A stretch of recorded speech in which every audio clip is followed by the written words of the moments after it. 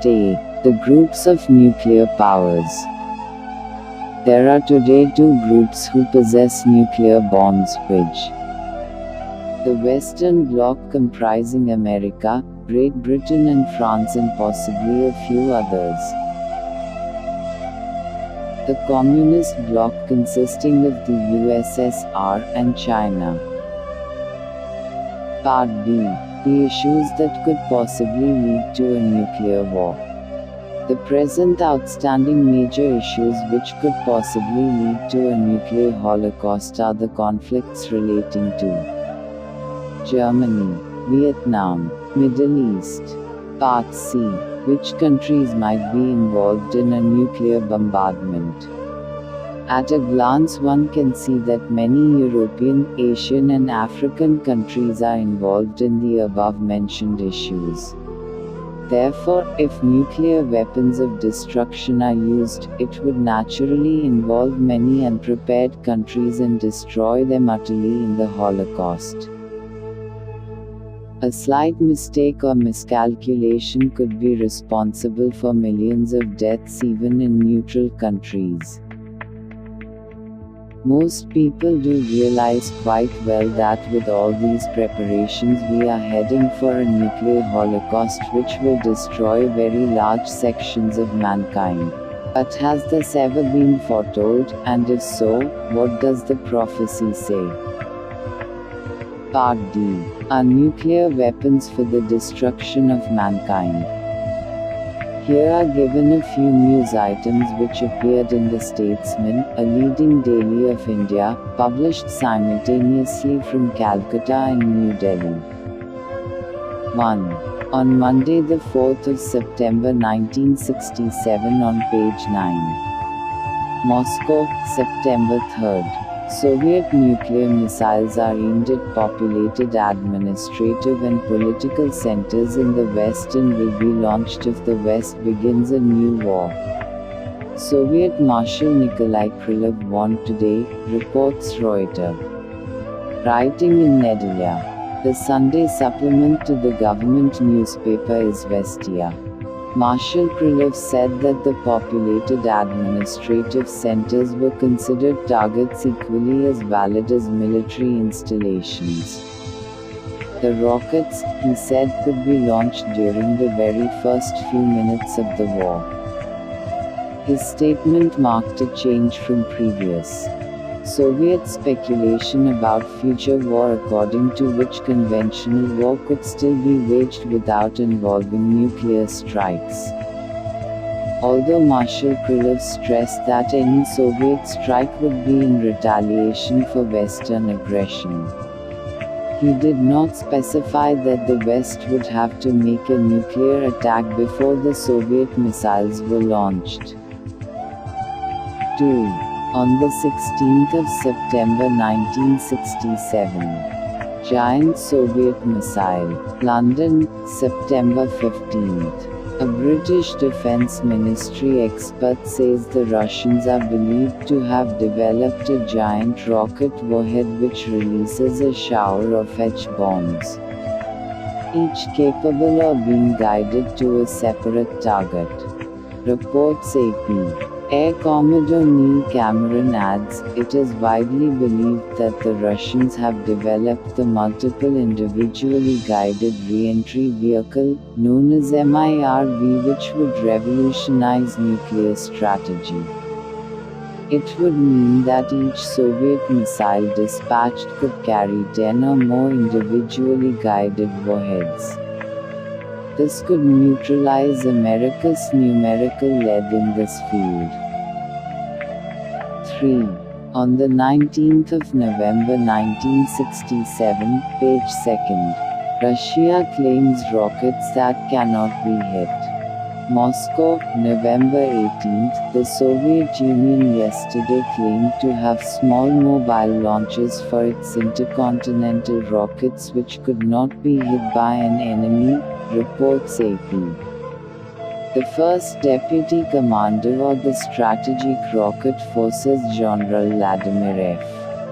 Tolyukov made the claim in an interview with the official Soviet news agency TASS. The general said that the weight of nuclear warheads for Soviet intercontinental missiles has been decreased considerably during the past 10 years. At the same time, he said the destructive power has been increased several times. Meanwhile, Nikolai Yegorov, a colonel general in the Soviet missile forces, said in another interview that his country could strike nuclear blows which would be both sudden and unavoidable. A practically foolproof intercontinental missile was ready for firing, he added. Part E. Jeane Dixon prophesies bad times for America. On pages 177 to 181 of A Gift of Prophecy. The Phenomenal Jeane Dixon, by Ruth Montgomery, published by William Morrow & Co., New York, in 1944, 12th printing, December 1965, 1 reads. Jeane Dixon has learned by experience that the early hours before daybreak provide the clearest channels for psychic meditation. She consequently arose at 2 o'clock on the morning of November 2, 1964, to meditate on the following day's election returns. She was disturbed that in recent weeks the elephant had disappeared from her crystal ball, only the donkey remained, tugging and pulling its way through dark clouds. Since this had never previously happened in all the years that she had been forecasting election outcome, she hoped to find an explanation for the puzzlement. The street lights cast a wan yellow glow through her bedroom windows as she settled herself in the semi-darkness with the crystal ball in hand. The donkey was still there, pushing its nose against the finishing line, but where was the Republican elephant? So intent was she on the little tableau in the glittering ball that she was only vaguely aware of an odd sensation of suspension, until she glanced towards the east and saw a magnificent marble pavilion. Jeane describes the vision thus: seated on a throne before fluted marble columns was a gorgeously arrayed Roman emperor who, with great energy and strength, was hurling bits of food toward far-off throngs of ragged barbarians. The hordes gradually inched closer, seizing on the scattered tidbits, while beauty radiated from the exquisite pavilion. Watching intently, Jeane noticed that the emperor was beginning to cast the food more carelessly, with less vitality, so that some of it was falling near his feet. And at last the barbarians swept across the pavilion, like a swarm of locusts, eradicating all traces of the culture and refinement which it reflected. As darkness enveloped the scene, Jeane felt that in a symbolic way she had not only witnessed the decline and fall of the Roman Empire, with the subsequent Dark Ages which obliterated the light of learning, but had also been given a subtle warning that America was similarly draining itself of needed strength by a careless disbursement of foreign aids. While she sat in reverie, a new vision began to form, and Jeane suddenly found herself in the center of it, talking with a recognizable friend, who seemed implicitly to trust her, and an enormous old woman who represented the voice of wisdom. Wildly victorious music flooded the room through open windows, and Jeane knew instinctively that an American presidential inauguration was in progress just outside. The friend tenderly handed her a baby girl, saying, "I would trust her with no one but you. Please protect her, for I love her very much." Nodding sagely, the old lady cautioned, "This is the child of love. You must let nothing happen to her." Jeane cuddled the infant in her arms, and as she left the house the door closed noiselessly behind her. She glanced in the direction from which the music had come, but the beautiful inaugural pavilion that had until recently been crowded with merrymakers was abandoned, and a filthy debris covered its smooth marble floor. The baby by now was a toddler, and Jean held onto the tiny hand as she led her down a curving marble staircase. She felt strangely drawn towards the pavilion, but since it was too soiled for the child to walk on, they strode along beside it, on emerald green grass which was as soft as velvet carpeting. Jean seemed to realize that the marble pavilion was America, and she felt sick at heart that it had become so littered with filth.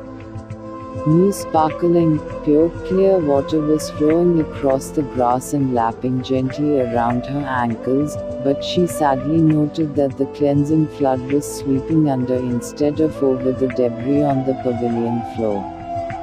The child, happily trudging along beside her, abruptly slipped into an unseen hole. Bracing herself against the pavilion for support, Jean frantically tugged at the arm of the baby who had been so lovingly entrusted to her care, and as she struggled to lift her she beseeched the child, "Help me. Help me to save you. You can help me if you try." The child made no effort to assist but slowly rolled over and gazed up at her, and though an inch of clear water covered the little face, Jean knew that she had never seen such serenity, overwhelming love and wisdom in human eyes. She continued her futile tugging until the child smiled and said joyously, "It must be this way.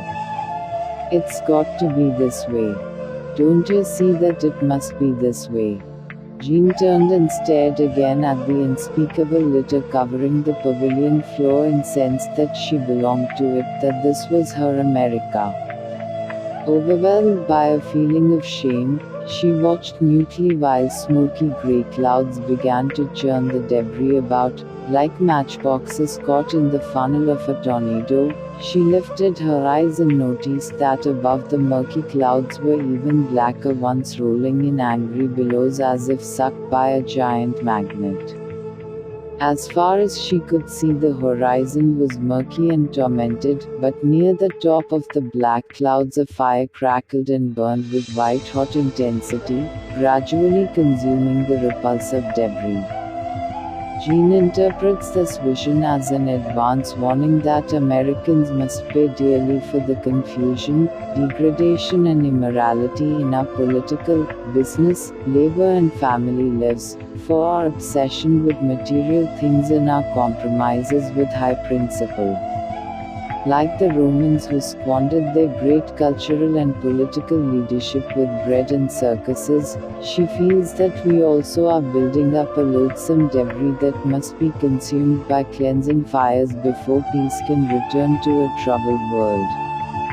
Jean says of this, "I saw the debris of our national life littering America, but surrounding it was a sea of pure green grass which became inundated with sparkling clear water that still left the debris unswept." This was the present time, and as the grey clouds began to churn I knew that they represented the struggle between the races, a struggle that will dominate the decades of the 1960s and 1970s. After that came the even blacker clouds, representing a horrible war in which many Asian and African nations whom we have helped with foreign aid will join with Red China to close in on us and, like the barbarians in the vision of ancient Rome, try to destroy our way of life. This will occur during the 1980s, and because of a new kind of warfare many will die like ants. Part F. For warnings that not only America but also Europe would be involved in nuclear destruction. In the book, Imam-uz-Zaman, by Hazrat Khwaja Hasan Nizami, published by Ibn Arabi Ka Rukun, Halqa-e-Mashik, Delhi, in January 1927, 4th edition, on pages 32 to 33 are passages in Persian which are translated hereunder. Couplet 11, according to information of the Quran, thunder and lightning will be produced by various instruments of war. Couplet 12, from Nun, of Christianity, Nun is the letter, Nuz in Persian script. In this context it can mean either, Nuz for those lands which were once Christian but are no longer Christian like USSR, or Nuz is short for Nazareth, i.e., Israel of today, to Rome. And from there, i.e., Rome, to the extreme limits of America will be a rain of fiery meteors. Couplet 13, from these inventions will burst forth white-hot light giving out the sounds of thunder. Strange indeed will be these wondrous inventions. Couplet 14, strange performances, such as sending men to the moon and other such achievements of receiving photos of Mars' surface, etc., and strange sounds, such as speaking with different countries by means of the artificial satellites, etc. These will be performed by means of the equipments made to produce white-hot light and thunder, i.e., nuclear power. Part G. Prophecies that the nuclear war would be between two powerful groups of nations, that is, the two nuclear blocks of countries. On page 33 of Imam Zamaki Ahmad, a hadith, that is, the advices of the Prophet of Islam, is quoted as that the end of the present world civilization will not take place until two very powerful groups of nations fight a terrifying battle. Their claim will be the same, that they are fighting for giving mankind justice, equality and peace, and yet they would fight. There will be so very great a massacre as can be compared to the total destruction of mankind on earth. Part H. Prophecies made in 1152 AD describing the results of the Third World War. Shah Ni'matullah has written in Persian poetry 14 passages of prophecies of events from the 6th century Hijra, that is, 12th century AD, to beyond the 14th century Hijra, that is, the end of the 20th century AD. In all these 800 years not one of his prophecies has proved false. Already 12 passages have been completely fulfilled. The 13th has practically run its span. The relevant Persian texts are still lying preserved in the British Museum at London. One Professor Brown has done much research on them. The following passages are from the end of the 13th of such passages.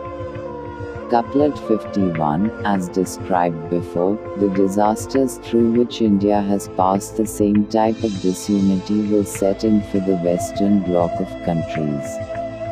Couplet 52, out of the two allied countries whose names commence with alifs, about whom I have written earlier. These two alifs or in Persian script stand for the first letter of America and Angliston or England. One alif, i.e., Angliston or England, will become knocked out like a felt horse in this war, whilst the other alif, which is to the west of the first alif, i.e., America, will simultaneously be attacked by Ra in the said war. Couplet 53. The scientists have defeated Jinn, which is G in the Persian language. The country which was defeated in World War II and whose name starts with G is Germany, would be forced by the conquering countries, like America, Russia, Britain, etc., to prepare such arms which would burst like erupting volcanoes causing fiery hells.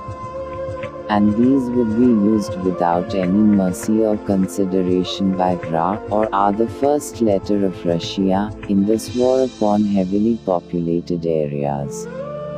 Couplet 54, the two countries whose names commence with Alif, America and Angliston, will be eliminated in such a devastating form, that no trace whatsoever will be left of them save and except their names in the pages of history. Couplet 55. This kind of annihilation of nations would be the punishment of the Almighty Invisible God upon the sinful Western civilization.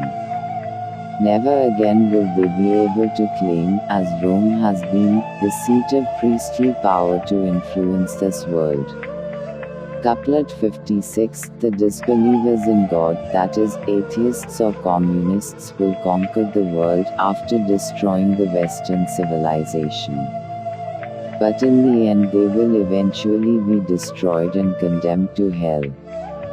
Couplet 61. If you want success and continuity of your nations, I beg of you, in the name of Allah, obey His orders. Live according to His last set of commandments. Couplet 63. O Ni'mat, this is a short form of taking one's own name, that is, Shah Ni'matullah. Keep your mouth shut. Do not disclose any further the secrets of God Almighty. This is being written by me in the year 547 Hijra, that is, 1152 AD. Thus it appears from these prophecies made by Shah Ni'matullah in the year 1152 AD, that is, more than 800 years ago, that scientists of a defeated European country whose name commences with G would be forced to prepare weapons of war bursting like erupting volcanoes causing fiery hell, and that these would be used by both sides in the Third World War. Further, that Russia would ruthlessly destroy the heavily populated areas of the Western civilization. Part I. How can men save themselves from nuclear disaster? From the above passages, not only have very frightening disasters been foretold for the heavily populated cities of the world, especially of the Western civilization, but there is also very sane and good advice for the safety of mankind given in couplet number 61 of Shah Ni'matullah, viz. If you want success and continuity of your nations, I beg of you, in the name of Allah, obey His orders. Live according to His last set of commandments. Thus it will be clear that if mankind is to be saved, they must surrender themselves and live in accordance with the wishes of Allah, the God Almighty. The younger generation will spurn this warning by boastfully contending. Pointed science shows that everything has come about through a process of evolution and not by creation. Hence those who are of a scientific bent of mind do not feel any necessity for the existence of a God as the creator of the universe. Therefore they do not feel any compulsion to follow now His laws or surrender to Him. Point B. They vehemently contend that mankind cannot be saved from the destructive scientific might by surrendering oneself to God Almighty. The first contention is fully answered later in this research in chapter 16 and 17, b. 1-2. The second is fully answered by research carried out by Christian authorities in chapter 27, GNH, but one appropriate historical example is quoted hereunder from the Holy Bible as a ready reference. Now in the 14th year of King Hezekiah did Sennacherib king of Assyria come up against all the fenced cities of Judah, and took them. And the king of Assyria sent Tartan and Rapsaris and Rabshakeh from Lachish to King Hezekiah with a great host against Jerusalem. And they went up and came to Jerusalem. And when they were come up, they came and stood by the conduit of the upper pool, which is in the highway of the fuller's field. And when they had called to the king, there came out to them Eliakim, the son of Hilki, which was over the household, and Shebna the scribe, and Joel, the son of Asaph, the recorder. And Rabshakeh said unto them, Speak ye now to Hezekiah. Thus saith the great king, the king of Assyria, What confidence is this wherein thou trustest? Thou sayest, But they are but vain words, I have counsel and strength for the war. Now on whom dost thou trust, that thou rebellest against me? 2 Kings 18:13, 17-20. Hath any of the gods of the nations delivered at all his land out of the hand of the king of Assyria? Where are the gods of Hamat, and of Arpad? Where are the gods of Sepharvaim, Hena and Ivor? Have they delivered Samaria out of mine hand? Who are they among all the gods of the countries, that have delivered their country out of mine hand, that the Lord should deliver Jerusalem out of mine hand? 2 Kings 18:33-35. Immediately King Hezekiah of Jerusalem sent a messenger to prophet Isaiah to pray to God Almighty for help. Prophet Isaiah gave the following reply received from God. For out of Jerusalem shall go forth a remnant, and they that escape out of Mount Zion, the zeal of the Lord of hosts shall do this. Therefore thus saith the Lord concerning the king of Assyria, he shall not come into this city, nor shoot an arrow there, nor come before it with shield, nor cast bank against it. By the way that he came, by the same shall he return, and shall not come into this city, saith the Lord. For I will defend this city, to save it, for mine own sake, and for my servant David's sake. And it came to pass that night that the angel of the Lord went out, and smote in the camp of the Assyrians 185,000, and when they, the king of Assyrians, arose early in morning, behold, they, the army, were all dead corpses. So Sennacherib, king of Assyria, departed frustrated, and went and returned, disappointed, and dwelt at Nineveh.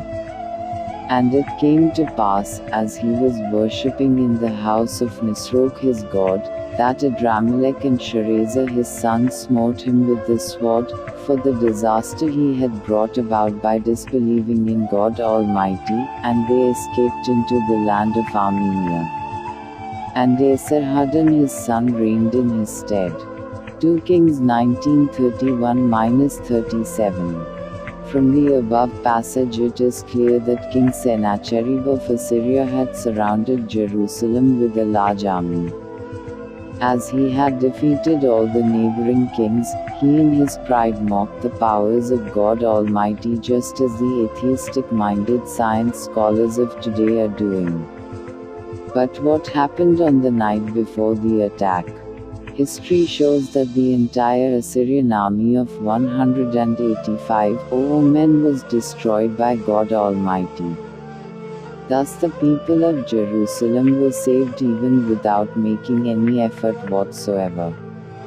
That was because they believed in God Almighty and had surrendered unto Him. As this has been done before on many an occasion is repeatedly shown in this treatise, why can it not happen again? This is the very essence of this volume. It is to help mankind to the path that will save them from self-annihilation in the present scientific age.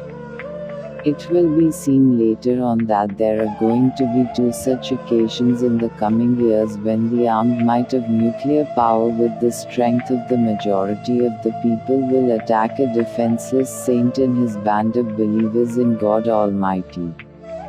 In the first of these assaults 5/6 of the might of the attackers will be destroyed by divine aid when all other hope has gone. On the second occasion in the Battle of Armageddon, the armed nuclear might of the worldly powers will be destroyed again to establish the universal religion of Thy will be done on earth as it is in heaven. At this stage all weapons of war will be destroyed and universal love and brotherhood will be established.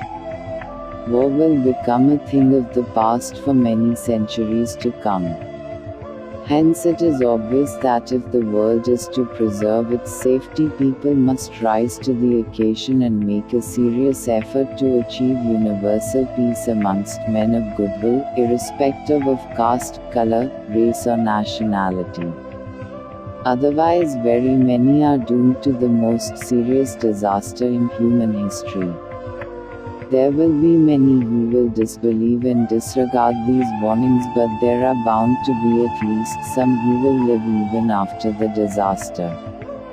Then they will realize the very great value of this warning, but alas, it will be too late. Is it not the duty of every intelligent human being to strive for a basis for world peace, goodwill and friendship? For wanders foreround.